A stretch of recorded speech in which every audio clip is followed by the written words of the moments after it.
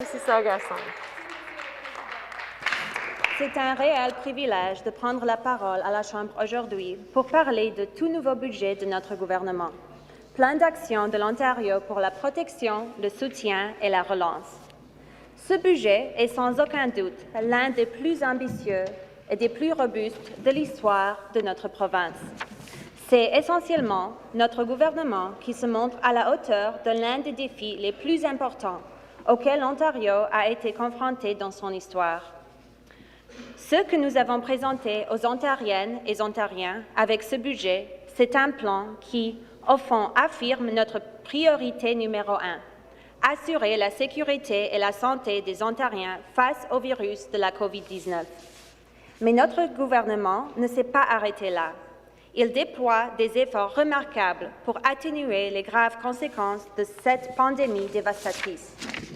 Ce budget complète prévoit un soutien total de 45 milliards de dollars sur 3 ans, appuyant plusieurs facteurs clés, Monsieur le Président.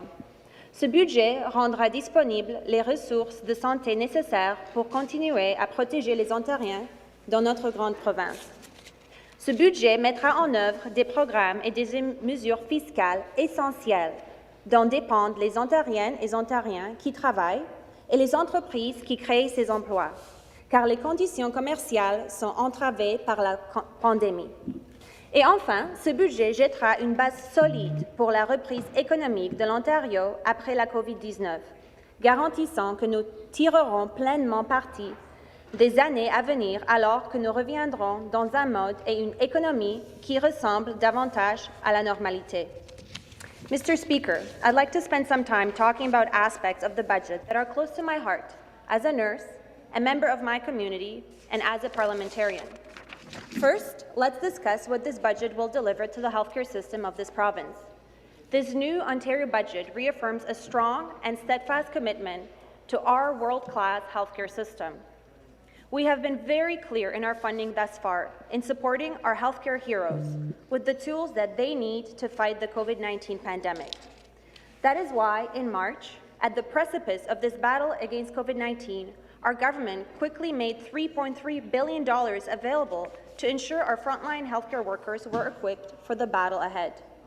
This funding supported 141 hospitals and healthcare facilities across the province, including in my city of Mississauga, including the hospital in which I work in Etobicoke, and a further 162 assessment centres, critical for the ability of local health units to manage cases and perform contact tracing. An additional $100 million was provided to public health units and $170 million for community capacity, home care, and Telehealth Ontario to respond to the first wave of COVID-19. Nearly $1.1 billion for personal protective equipment and other critical supplies were quickly sourced and distributed around the province to frontline healthcare workers and our patients who needed them the most. I am happy to say that these commitments to fighting COVID-19 are continued and strengthened in this budget. We are responsive and ready to all possible future outbreaks of COVID-19, Mr. Speaker, with a commitment of an additional $2.8 billion in funding.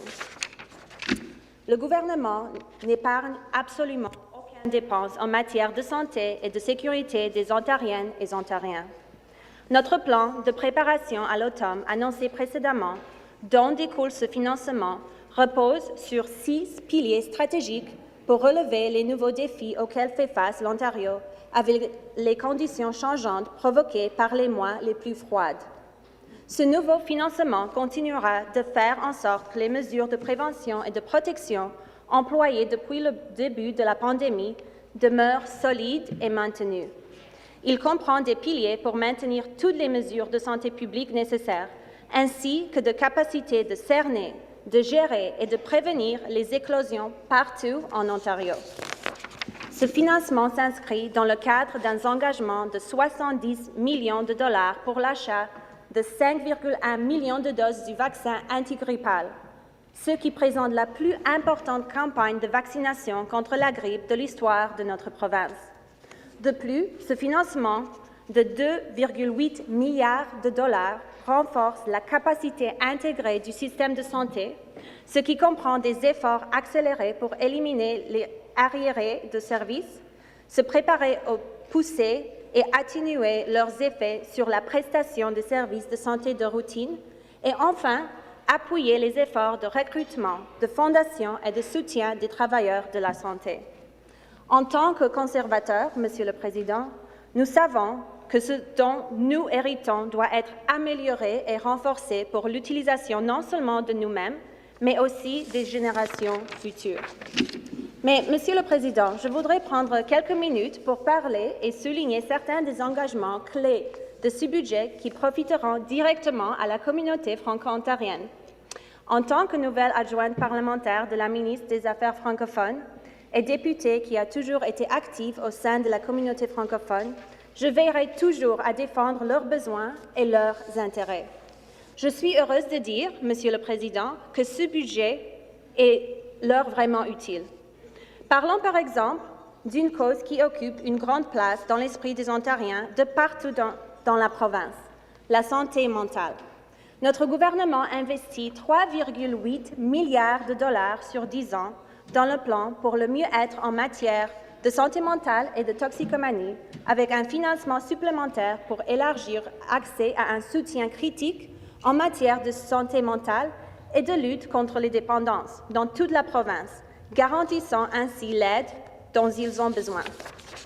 Nous le ferons, Monsieur le Président, avec des investissements de 176 millions de dollars en 2020-2021 pour élargir les soutiens communautaires en français et en anglais, en veillant à ce que les écarts linguistiques ne se traduisent pas par les soins inadéquats. Ce financement signifie plus de prestations de services, des équipes de crise mobiles et des lits sécuritaires pour tous ceux qui vivent une crise de santé mentale, que vous préfériez parler en anglais ou en français. Notre gouvernement investit également dans l'éducation en français. 41 millions de dollars sont destinés au Conseil scolaire francophone de l'Ontario pour financer la construction et la rénovation de 5 écoles francophones. Ceci s'ajoute à la construction de 5 nouvelles écoles. Le gouvernement se réjouit que le fait français prenne encore plus d'importance à l'avenir et c'est pourquoi la part des écoles francophones dépasse toujours la proportion des franco-ontariens dans la province. Nous investissons également dans l'éducation postsecondaire francophone. Nous savons que ce secteur a été grandement touché par les effets de la pandémie. Le gouvernement investit 17,6 millions de dollars supplémentaires dans l'éducation postsecondaire en français pour les aider à surmonter les impacts de la crise. Vous me permettez, Monsieur le Président, de prendre un moment pour souligner toute la fierté que nous ressentons par rapport au fait que l'Université de l'Ontario français accueillera sa première cohorte d'étudiants à l'automne 2021. Ces futurs étudiants ne le réalisent peut-être pas encore, mais ils feront partie de l'histoire de notre province. Ce projet, réalisé par notre gouvernement, est d'une grande importance pour la communauté franco-ontarienne et pour l'Ontario tout entière. Un autre aspect du budget que je suis ravie de souligner est le solide appui de notre gouvernement aux organismes francophones qui développent et servent à la fois la communauté francophone de notre province. Cet engagement s'inscrit dans la section « Soutien » de notre budget, ce qui signifie que son objectif est d'assurer la pérennité des organismes qui servent les Ontariens, peu importe leur langue ou leur situation géographique. Je me réjouis de voir l'investissement de 100 millions de dollars pour la Fondation Trillium de l'Ontario. Cet investissement fera une différence importante dans la prestation des services aux Ontariens, incluant la communauté francophone.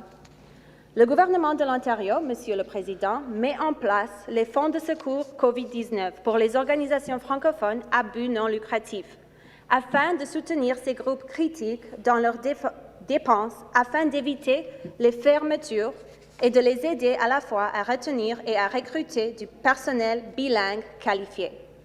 Le but de ces fonds de secours est de sauver les services essentiels aux francophones. D'ailleurs, j'aimerais souligner le fait que la ministre des Affaires francophones et le ministère ont mis sur pied un groupe de travail avec l'Assemblée de la francophonie de l'Ontario pour s'assurer que les organismes francophones en danger puissent bénéficier rapidement de l'aide dont ils ont besoin. De plus, ce groupe de travail aide à faire la recension des programmes existants du gouvernement pour s'assurer que les organismes francophones bénéficient de tous les programmes auxquels ils ont droit. Cette collaboration avec l'AFO fait la démonstration que notre gouvernement est collé sur les réalités des communautés francophones. Quand la communauté et le gouvernement travaillent de concert, ce sont les Franco-Ontariens qui en sortent gagnants. Cette pandémie a eu des effets dévastateurs sur plusieurs aspects de notre province et notre gouvernement est très occupé et met tout en œuvre pour en atténuer les impacts et pour paver la voie de la relance dès maintenant. De plus, ce budget confirme le renouvellement du programme d'appui à la francophonie ontarienne avec un investissement de 1 million de dollars. Très populaire dans la communauté franco-ontarienne, ce programme est essentiel pour appuyer la vitalité des communautés francophones. Je suis fière de voir que notre gouvernement continue de soutenir les organismes franco-ontariens qui se sont en soutenant des projets culturels, sociaux, projets de santé ou économiques. Nous savons tous que 2020 n'a pas été une année comme les autres. Elle a été remplie de nouveaux défis et de nouvelles difficultés qui ont touché les Ontariennes et les Ontariens de tous les horizons. Cependant, les groupes à but non lucratif de notre province se sont mobilisés pour aider les nécessiteux et les vulnérables de nos collectivités. Je sais qu'au cours des 8 derniers mois, j'ai eu le privilège de travailler avec plusieurs groupes francophones de la région du Grand Toronto, et les initiatives auxquelles j'ai eu la chance de faire partie m'ont impressionné sans fin. Je tiens à souligner en particulier le Centre francophone du Grand Toronto, dirigé par Florence Nzebuhoro, qui a fait preuve à la fois de leadership et d'un engagement profond envers notre communauté en aidant à nourrir et à soutenir les personnes vulnérables dont la vie a été gravement altérée par la pandémie. Le Centre francophone du Grand Toronto est l'un des plus de 300 organismes francophones à but non lucratif au sein de la communauté francophone de notre province, tous jouant leur propre rôle dans leurs communautés respectives. Je me dois également de souligner tout le travail de l'Assemblée de la francophonie de l'Ontario pendant cette pandémie. Comme mentionné plus haut, nous travaillons ensemble à s'assurer la survie des organismes affectés par la pandémie. Aussi, ils font un travail extraordinaire pour recenser les besoins des communautés francophones et de nous en faire part.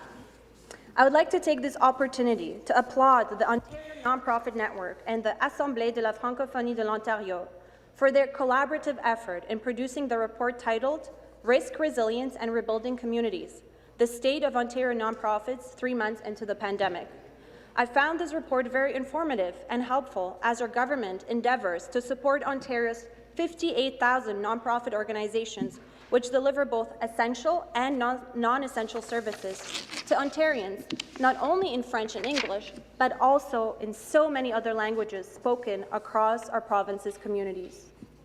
Je souhaiterais nommer tous les organismes qui font une différence concrète dans la vie des gens et qui ont fait un travail extraordinaire pendant cette pandémie, mais le temps me manquerait. Je tiens toutefois à leur adresser un grand merci. Ces organisations ont affronté la crise de main de maître en faisant tout en leur pouvoir pour servir leur communauté. Je sais que tout le gouvernement et les élus du Parlement les remercient pour leur travail. Ces organisations fournissent le soutien nécessaire dans une grande variété de domaines, y compris les services sociaux, les soins de santé, l'éducation de la petite enfance et, en outre, des soutiens pour trouver un emploi et des possibilités de réseautage. Nous reconnaissons aussi, avant tout, à quel point ces groupes francophones sans but non lucratif sont essentiels au dynamisme et à la vitalité de la francophonie ontarienne, et nous nous engageons à faire tout ce qui est en notre pouvoir pour les soutenir. Notre gouvernement croit que ces groupes, ainsi que le soutien et la stabilité qu'ils offrent aux Ontariennes et Ontariens qui comptent sur eux, contribueront à ouvrir la voie à la reprise et à la croissance économique après la COVID-19. Nous reconnaissons que le maintien de la vitalité des groupes communautaires de notre province garantira que la capacité organisationnelle de l'Ontario pendant cette pandémie restera solide. Pour répondre à la crise de la COVID-19, la ministre des Affaires francophones a mis sur pied le comité francophone sur la relance économique, coprésidé par Guy Matt et Glenn O'Farrell. Ce comité a présenté ses conclusions et le gouvernement en a déjà adopté plusieurs. Que ce soit la création d'un réseau économique francophone, une campagne de promotion pour les produits et les services francophones, un programme de microcrédit pour aider à former et à retenir la main-d'œuvre bilingue, l'accès à l'Internet à la grande bande, notre gouvernement a fait la démonstration qu'il écoute les intervenants francophones. Je tiens également à souligner ma fierté de voir que le Club canadien, accompagné d'une dizaine d'autres organismes, seront en charge de la nouvelle Fédération des gens d'affaires francophones de l'Ontario. Grâce à un investissement de 250 000 de notre gouvernement, cette nouvelle fédération permettra aux entreprises francophones de réseauter et de partager des bonnes pratiques.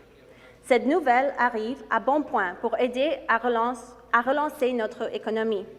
Les entreprises francophones ont un grand rôle à jouer pour stimuler l'économie partout dans la province.